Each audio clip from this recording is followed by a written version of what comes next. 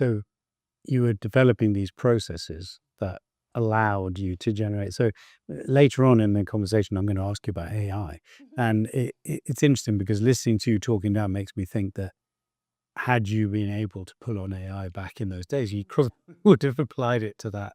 Well, I do now. Yeah. I do now, which I'll tell you about later. I love AI. It thinks as quick as I do. It's pretty rare for anyone to do that, you know. I like it. All right. So that was that. Then at what stage did you find your way to quality solicitors?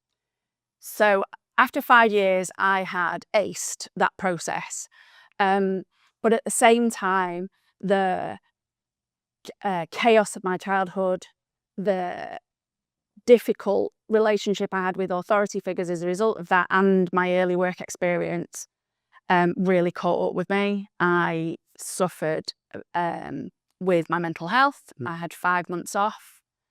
I nearly had to have me escorted out the building because I was like, I'm not leaving. I can't leave this work because I thought I'm going to be in so much trouble when they find out how bad I've been. And I got signed off.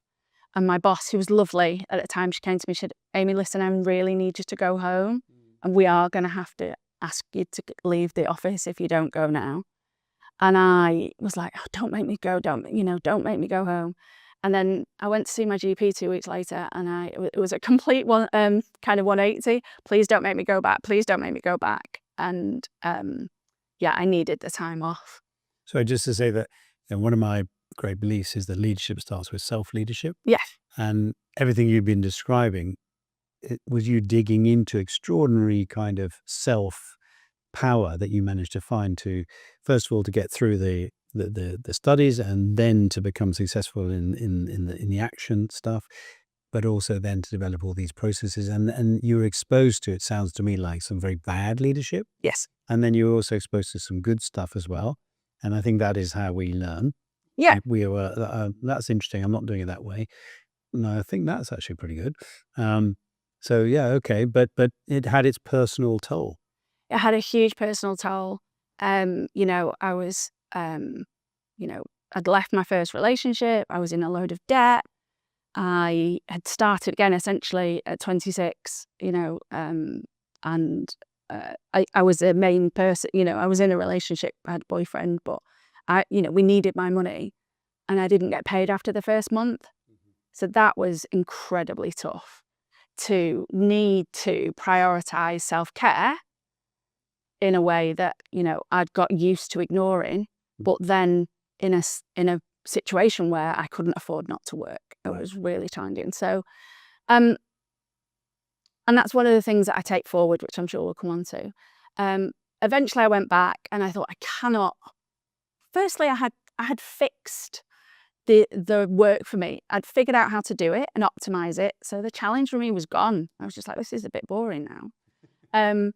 And I'm not sure, I mean, you'd have to find my old boss and ask her, but mysteriously this role appeared for being a trainer in the business. The firm had grown and my boss did need the help, in fairness, but I always wonder whether it was like, yeah, she doesn't want to do feeing anymore. And actually she turned into a bit of a problem because of me being ill and that kind of thing. And so let's see if we can find another role. And so this role came up for teaching. I love teaching. I was already doing it in the department. I'd done it with my 5 secretaries and everything. And so this role came up for teaching, but it was only half a job. And so the other half of it was, we have this new thing called anti-money laundering. We've rolled out a process. We're not sure if it's working. And so can you check and monitor that? And so that became a full-time job. And so I very quickly said, well, do you know, it's not working, but here's how it will work, and created a process, created a team and changed the way we did everything and to get it run smoothly. Then I was in the middle of that project, and then the training manager didn't come back from maternity leave. So they said, oh, well, you can run training too.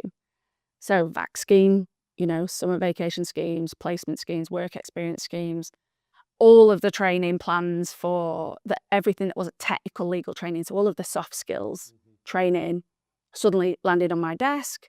How do we create partners of tomorrow, Amy, from this pool of lawyers that we used to just promote because we could charge them out at higher fees. But when they get to partnership, they're not actually got any skills we need. So how do we do that? And so got into that, got super interested. And the reason I ended up at QS was I went off to, every year, because when you want to be a solicitor, the first thing you want to do is get to equity partner. And that's literally the goal for everybody, and how quickly can I get there?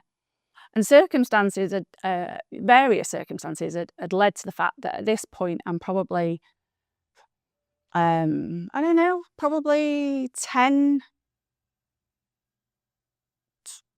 at least 10 years into my career and not getting anywhere near partner because I'd taken a route away from fee earning. Yeah. So it becomes really difficult then.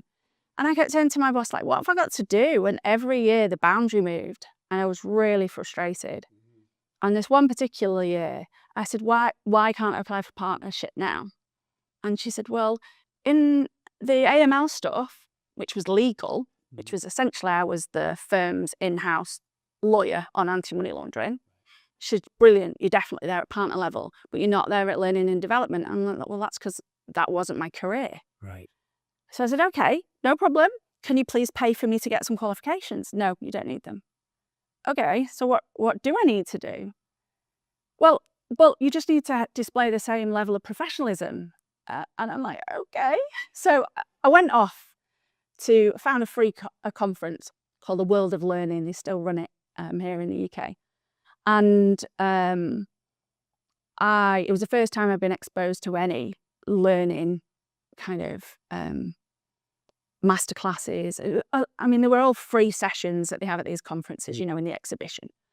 And I sat there and it suddenly started to dawn on me how the organisation was influencing my ability to get the training working, how the culture of the organisation was impacting on my success, not just in training, but also in compliance. I came back from this conference and I went to see my boss. I'm like, listen, I've cracked it. I get it now. The problem we've got is we're giving mixed messages. We say we want people to do these things, but actually all we're really prioritising is how much are they billing every month. And so as long as we keep doing that and we keep giving people signals that as long as they're billing, they can really do anything they want, I can't fix the things that you're asking me to fix. So what I need is to do X, Y, and Z. And she said, they can't do that, Amy. I said, why not? She said, well, it's just not priority at the moment. I said, but you're asking me to create for you these partners and you're telling me that you can't do it. So what am I supposed to do? And that was ultimately why I looked for a new job. Interesting. Because I thought, I cannot fix this.